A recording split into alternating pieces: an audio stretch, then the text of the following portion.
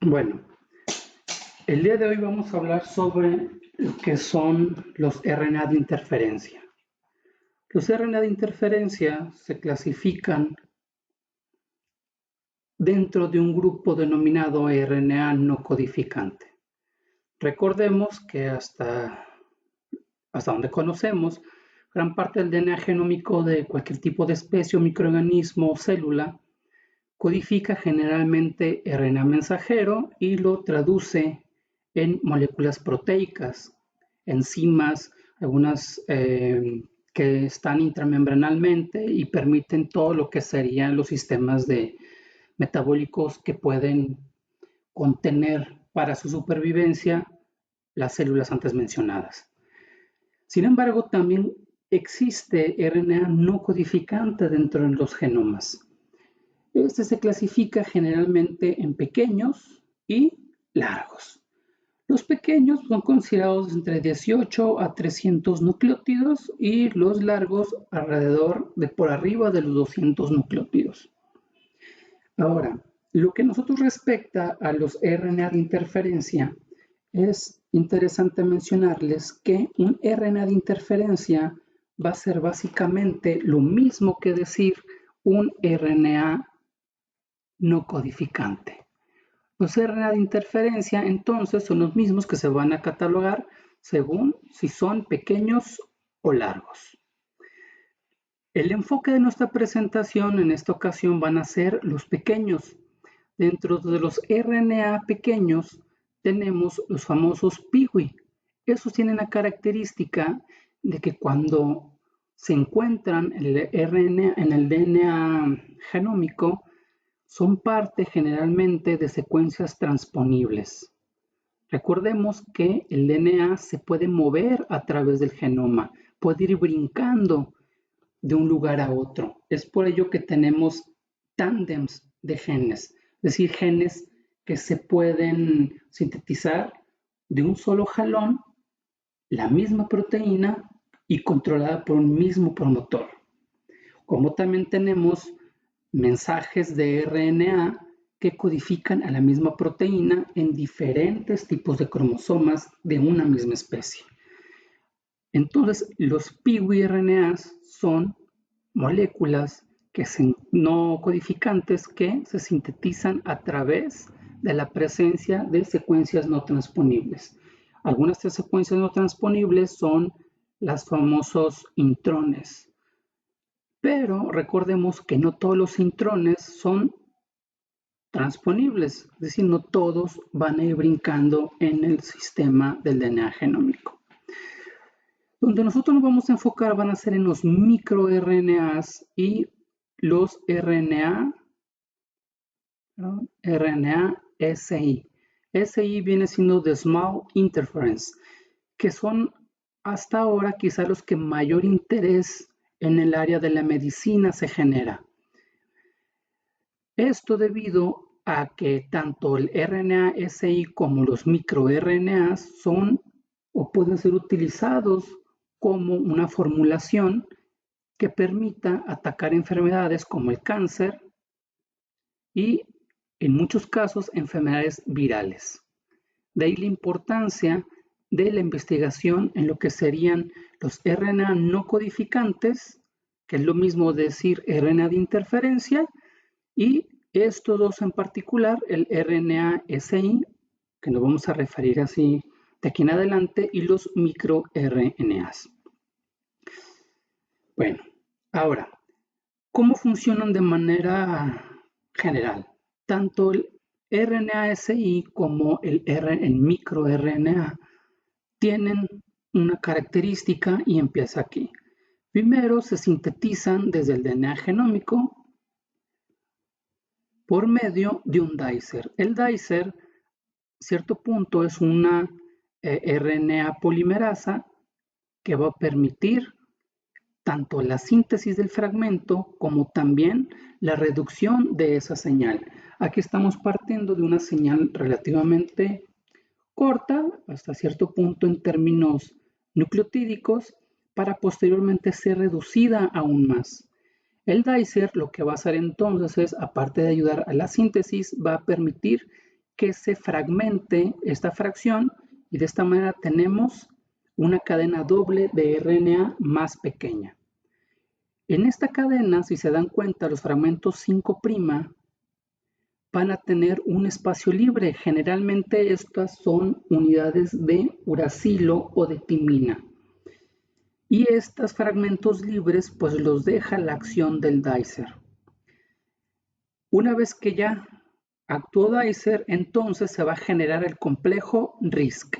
Ese complejo RISC está creado, por la molécula guía, una molécula llamada AGO2 que tiene poderes de endonucleasa y una TRBP. Una vez que ya se hace este complejo, pues esta señal pasa a ser control de lo que sería AGO2. Y AGO2 lo que va a hacer es eliminar una de las bandas de la doble cadena. Y esa banda que se va a eliminar se le va a llamar banda pasajera. Entonces la banda, ¿cuál toma como banda pasajera para eliminarla? Va a ser la secuencia o el fragmento menos estable, energéticamente hablando. Y en ese caso, al final nos quedamos solamente con la fracción roja, que es conocida como la banda guía.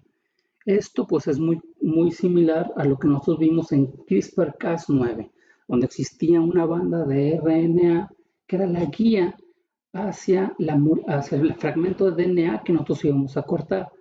Pues aquí es similar, en vez de irnos al DNA, nos vamos a ir a la molécula de RNA mensajero. Entonces, una vez que la banda pasajera es eliminada, queda la guía y la guía, la redundancia, va a guiar al complejo RISC. Y el complejo RISC, como tiene la molécula AGO2, va a generar la ruptura del mensaje del RNA mensajero. Y en esa ruptura, pues entonces se pierde la actividad de la proteína, que ese es el objetivo de utilizar estos tipos de sistema RNA-SI y RNA micro. Una vez de esta forma puedes eliminar totalmente la función o en su defecto puedes disminuir la presencia de esta proteína y si esta proteína la utilizas con fines terapéuticos, pues entonces ese RNA mensajero tú lo quieres eliminar para evitar una enfermedad.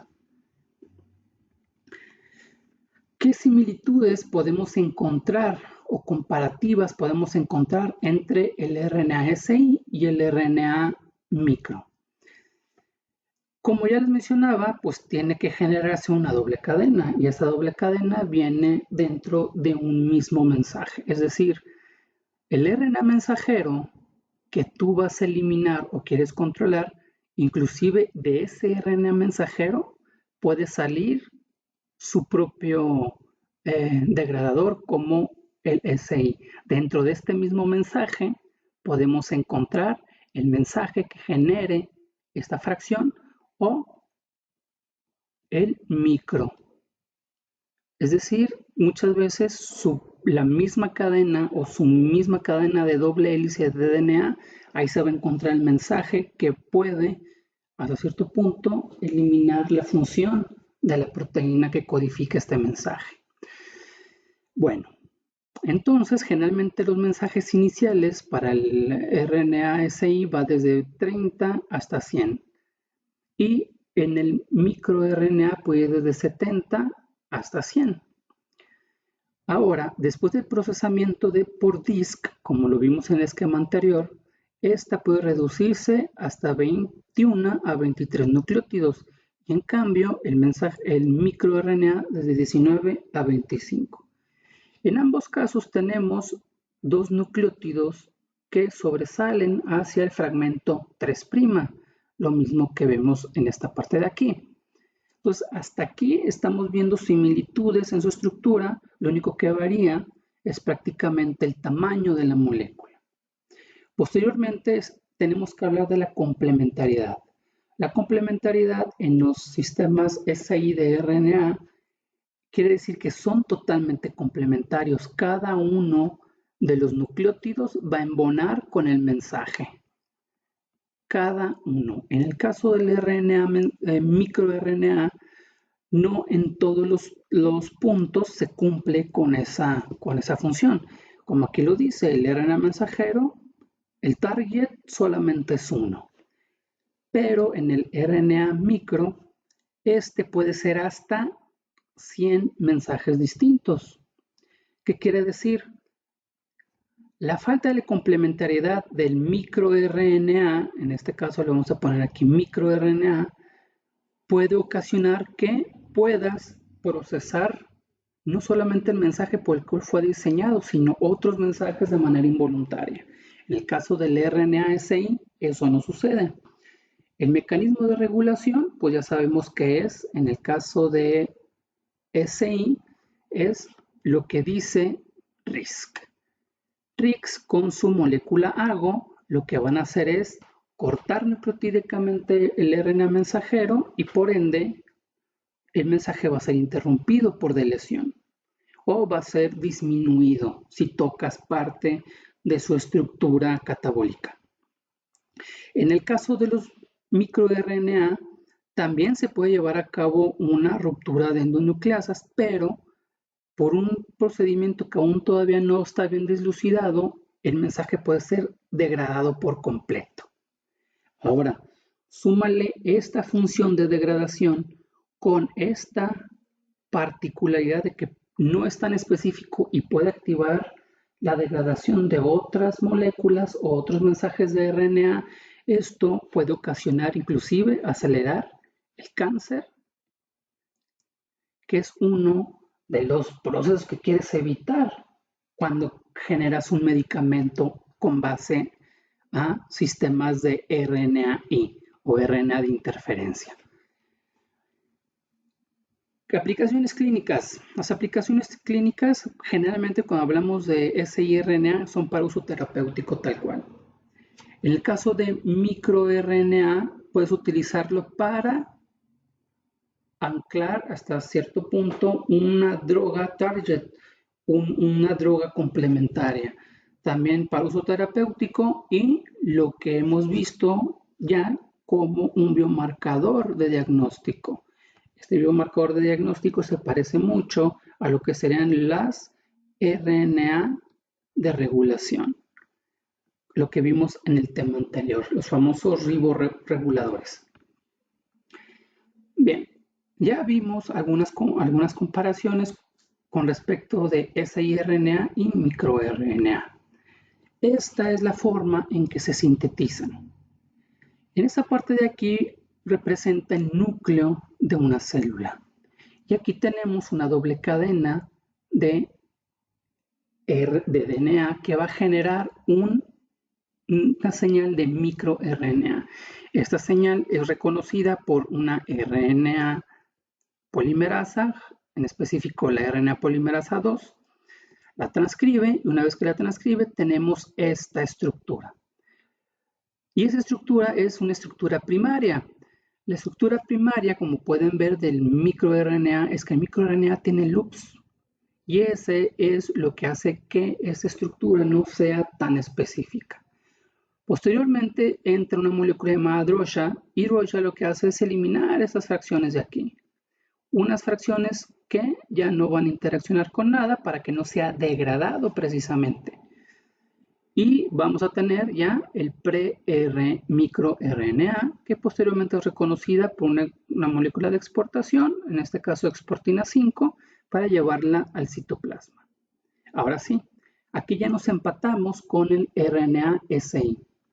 Y pues podemos ver como en el diagrama anterior, podemos comenzar con un fragmento mucho más largo, desde 20 y tantos hasta 100, y aquí también desde 20 y tantos hasta 100, pero con la amenidad de que tenemos loops. Pueden ser una molécula más pequeña. Posteriormente el dicer pues va a sintetizar esta estructura y me va a quedar estos fragmentos que a su vez tienen libre fracciones hacia el 3' de ambos lados.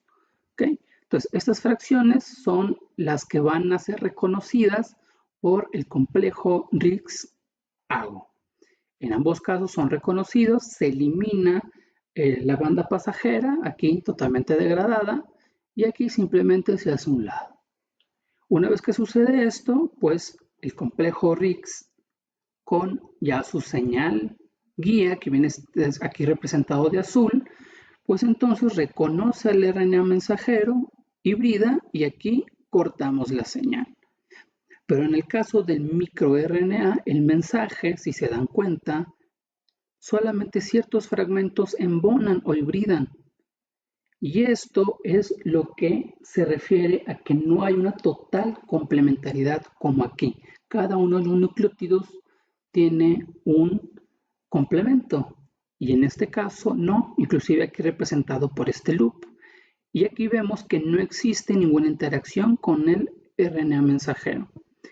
Esas variedades o esta característica del microRNA hace que no solamente sea específica para esta señal, sino para otro número que pueden llegar hasta 100 RNAs mensajeros diferentes.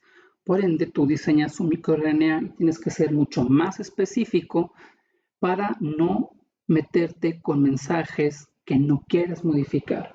Es por ello que se dice que esto puede favorecer el descontrol celular y formar cáncer de manera involuntaria.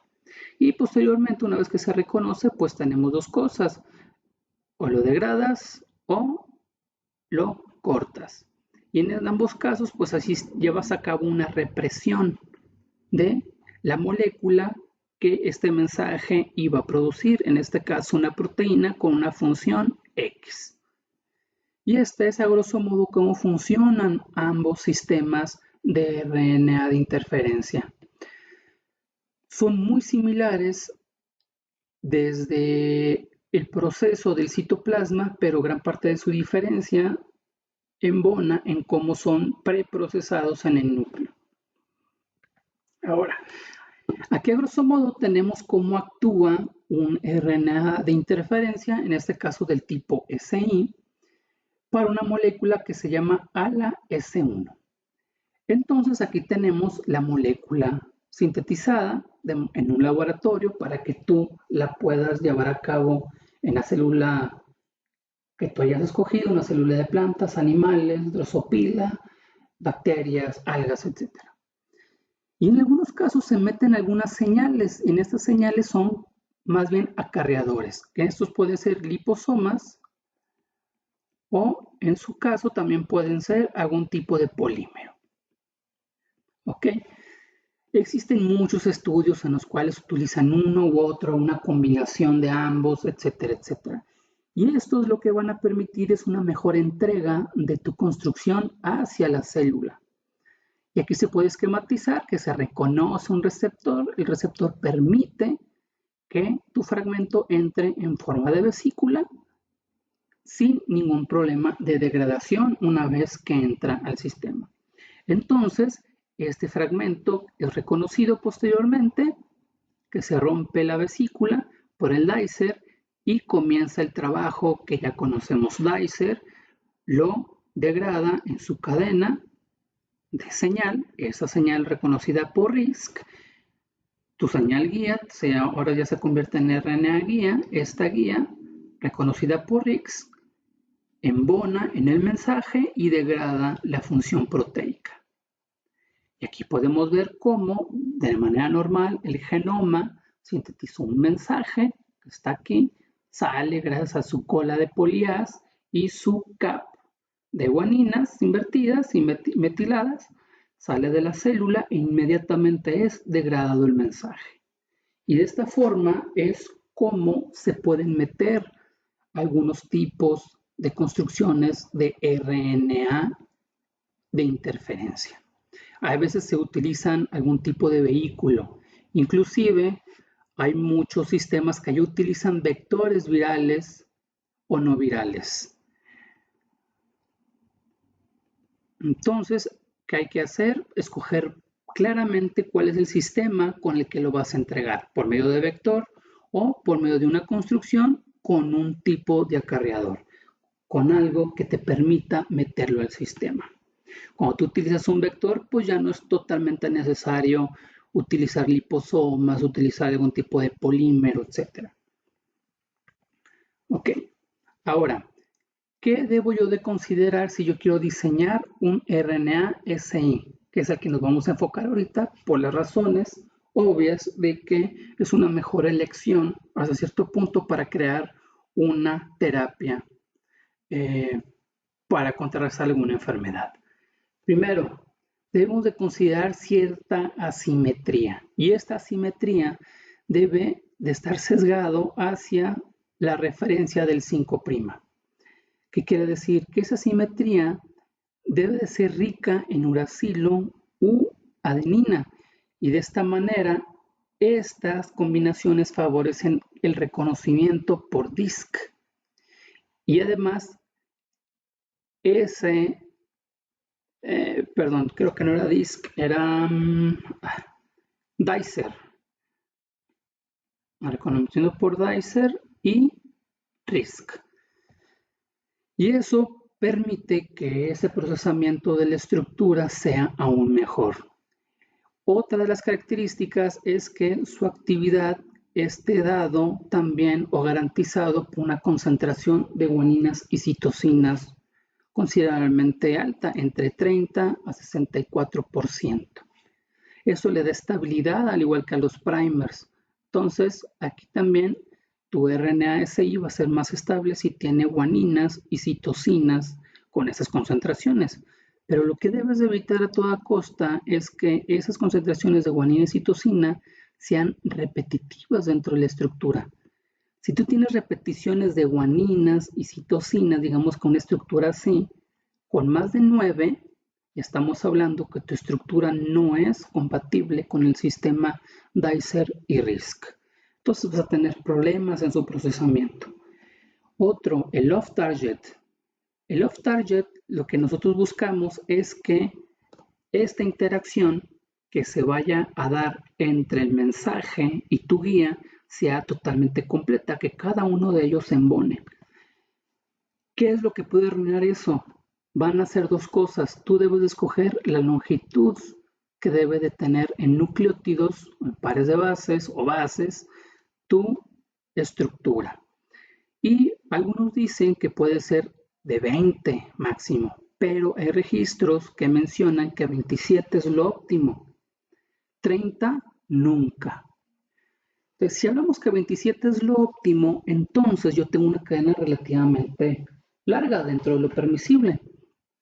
Entonces, entre más largo es la cadena, menor concentración de tu RNAi debes de agregarle a la célula. ¿Por qué? Porque Dicer y RISC se inhiben por sustrato. Recuerden que son enzimas y si se inhiben por sustrato no van a darle el procesamiento adecuado y las que quedan libres de esta concentración pues van a embonar con algún mensaje, pero no va a ser la misma calidad de procesamiento.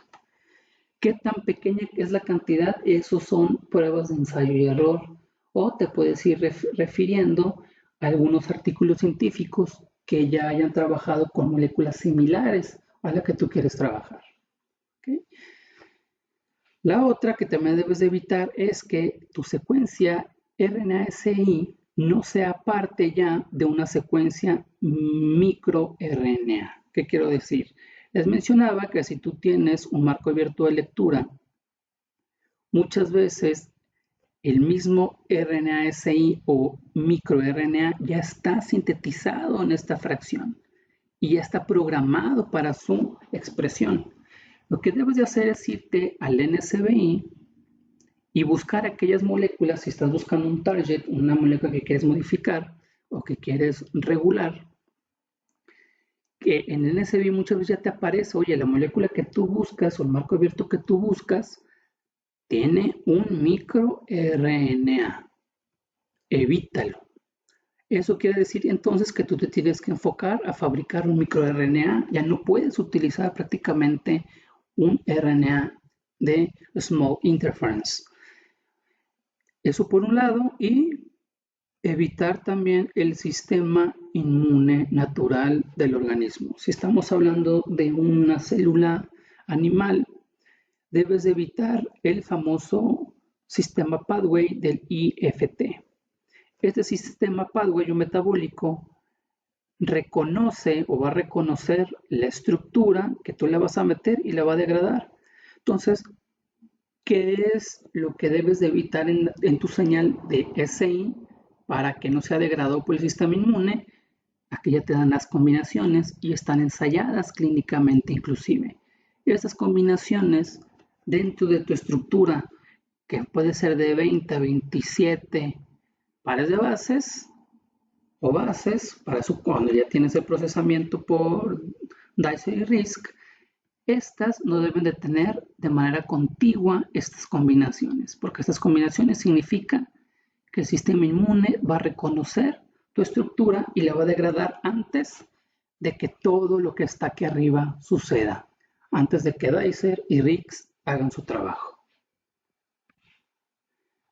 De una forma muy general, aquí tenemos un resumen de un trabajo llevado a cabo en el 85 por Tan y Chu. Ellos lo que hicieron fue diseñar o disminuir la presencia de ciertas células cancerosas. Primero que nada, literalmente lo que hicieron fue diseñar sus RNA-SI y le llamaron RRM2, RRM2 sentido y antisentido. Y aquí tenemos la combinación. Se dan cuenta que va de 5' a 3' y tenemos esa cola de timina que le da la estabilidad aquí y le da la estabilidad acá. Siempre terminan con esta cola. También se pueden dar cuenta que esta cadena sentido y esta antisentido son complementarias, es decir, si yo hago la complementariedad inversa, esta secuencia es igual a esta de aquí arriba. ¿Okay? Y básicamente los mandó sintetizar de esta manera y una vez que por la fabricante que él haya escogido, le llegó en ciertas concentraciones, va a diluirlo con PBS o suspenderlo a 20 micromolar. Una vez que tiene los 20 micromolar en un tubo Eppendorf, toma 0.43 micromolar de cada uno y los une, los pone en un mismo tubo para que una vez que están de manera individual, pues entonces dividen en sí mismos y generen una doble cadena. ¿Okay? Para eso, pues calienta 90 grados centígrados durante 2 horas el tratamiento en el mismo PBS y posteriormente puede conservar su hibridación a 4 grados centígrados. Una vez hecho esto, pues entonces pasa a generar la expansión de células cancerosas de páncreas humana. En este caso, las células PANC1. En este caso utiliza DIMEM como fuente de carbono con glucosa y otras sales, suero fetal al 10%, 37 grados centígrados y los famosos 5% de CO2. Una vez que se expanden las células, pues toma un millón de células en 20 microlitros de PBS e inyecta a un ratón de manera subcutánea. Después de 20 días, se generan tumoraciones. Estas tumoraciones tienen alrededor de un tamaño de 40 a 60 milímetros. Ya desarrollados esos 20 días y las tumoraciones, entonces inyecta también de manera directa, de manera como se hizo en esta parte de aquí, 2 veces por semana durante 6 semanas, hibridación que se generó, que es lo que sería el RNA Small Interference. Lo va inyectando y como resultado obtuvieron una reducción en el tamaño de los tumores. También esta reducción, pues supongo que es de 50 a 70 porque hubo forma en que intercalaron su tratamiento de RNA-SI, con un medicamento antitumoral, la gemcitabina. En conjunto pudieron llegar hasta el 70%, cuando no oscilaba entre 50 y 60% la reducción de los famosos tumores. Entonces, esto es una forma en la que se puede trabajar para poder desarrollar estas técnicas. ¿Qué es lo que puede variar? Muchas cosas. Primero, si es subcutánea, la inyección va a ser un efecto totalmente distinto en la reducción, tanto de las, en este caso me refiero al tratamiento. Hay lugares que inclusive te dicen que de manera directa funciona mejor, hay otros estudios que dependiendo de la enfermedad son distintas formas de entregarlo. Aquí si se dan cuenta, en ningún momento puso un acarreador. Quizás si pones un acarreador, este porcentaje aumenta, etcétera, etcétera, etcétera. Entonces son cosas que uno debe ir ensayando para poder aumentar esta relación porcentual de éxito. Y hablando de acarreadores, aquí tenemos algunos, por ejemplo, sistema de entrega, los polímeros o liposomas, los genes en los cuales se ha ensayado ese famoso HER, que es muy,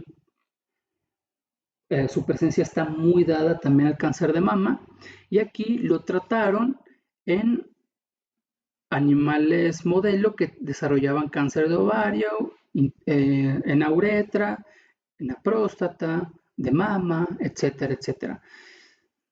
¿Y con qué lo entregaban? Si era un polímero, pues era PEI, que es polietileno-imina, algunos otros liposomas catiónicos, liposomas neurales, que esos inclusive ya están de manera comercial para que tú puedas ensayarlos para atacar este tipo de enfermedades, gran parte de ellos relacionados al cáncer.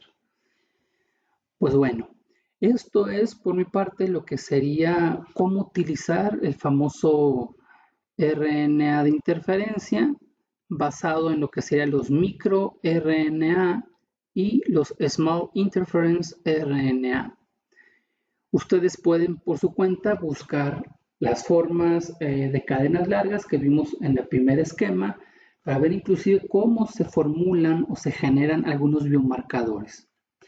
Espero que haya quedado todo muy bien, que les haya gustado el tema y nos vemos en una próxima ocasión. Hasta luego.